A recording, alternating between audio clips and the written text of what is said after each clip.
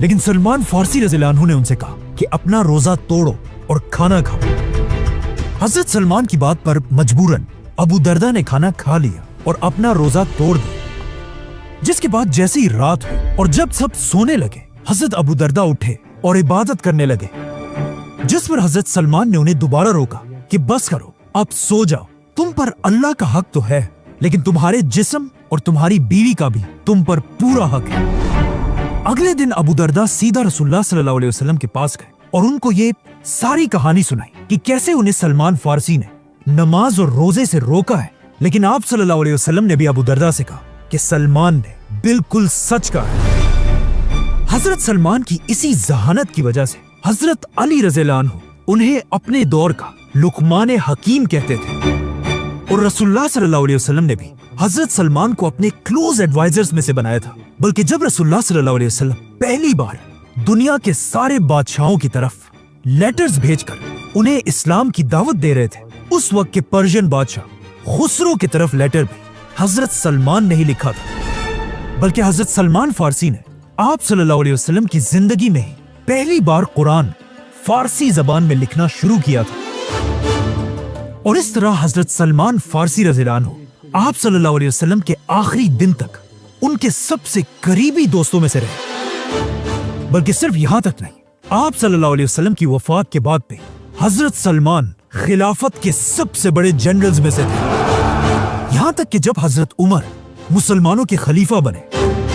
रसूलुल्लाह सल्लल्लाहु अलैहि वसल्लम की हदीस पूरी होने का टाइम आ चुका था, क्योंकि हजरत उमर ने जब पर्शियन एम्पायर के कैपिटल पर हमला करने का फैसला किया, उन्होंने हजरत सलमान फारसी को भी इसी फौज में जाने का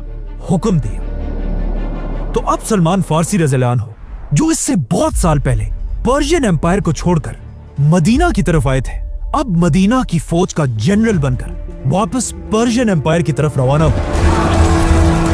बल्कि कहा जाता है जब भी मुसलमान पर्शियन एम्पायर के किसी किले को फतह करने जाते थे, पहले उस किले के लोगों से हजरत सलमान फारसी उन्हीं की जबान में बात किया करते थे और उन्हें कहा करते थे कि अगर तुम भी इस्लाम कबूल करोगे तो मुसलमान तुम्हें उतनी इज्जत देंगे जितनी मुझे देते हैं, क्योंकि मुसलमानों की खिलाफत में हर मुसलमान की इज्जत सिर्फ इस्लाम से होती है, किसी रंग, कंट्री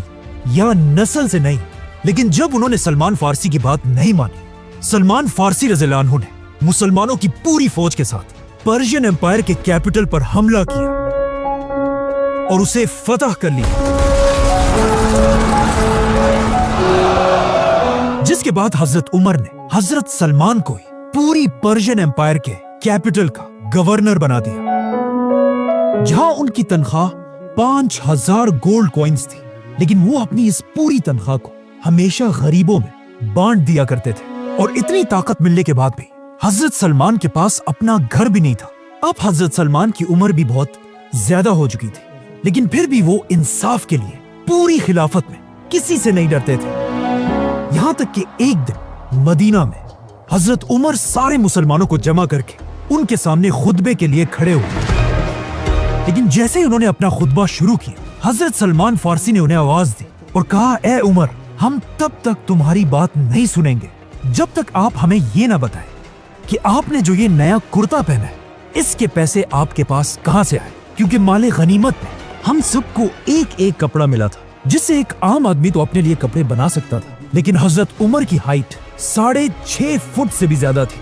उनके कुर्ते के लिए एक कपड़ा नहीं बल्कि 2 कपड़े लगने थे। हजरत सलमान की ये बात सुनकर खलीफा उमर रज़ियल्लाहु अन्हु को बिल्कुल गुस्सा नहीं आया, बल्कि उन्होंने अपने बेटे की तरफ इशारा किया और उनके बेटे ने वहां सबसे कहा कि मैंने अपने हिस्से का कपड़ा अपने वालिद उमर को गिफ्ट किया था, जिससे उन्होंने अपने लिए कपड़े बनाए। जिस पर हजरत सलमान फारसी ने खलीफा उमर से कहा कि अब आप अपना खुतबा शुरू करें और हम आपकी हर बात सुनेंगे। और आखिर हजरत उस्मान रज़ियल्लाहु अन्हु की खिलाफत में हजरत सलमान फारसी उसी पर्शियन एम्पायर में जहां वो पैदा हुए थे बीमार पड़ गए और अपनी जिंदगी के आखिरी दिन उन्होंने अपनी बीवी को अपने पास बुलाया और कहा, मेरी बेड के चारों तरफ एक अच्छी सी परफ्यूम डाल दो और जाकर घर के सारे दरवाजे खोल दो, क्योंकि मेरे पास कुछ बहुत ही इंपॉर्टेंट मेहमान आने वाले हैं, फरिश्ते। इस तरह सलमान फारसी, जो किसी जमाने में पर्शियन एम्पायर को छोड़कर छुप कर भागे थे, अब उसी पर्शियन एम्पायर के गवर्नर बनकर दुनिया से चले गए। सब्सक्राइब